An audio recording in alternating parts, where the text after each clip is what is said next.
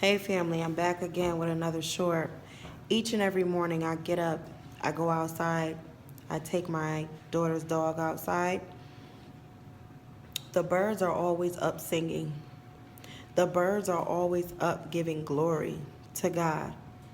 And I go out there and I sing right along with them. Family, I encourage you today.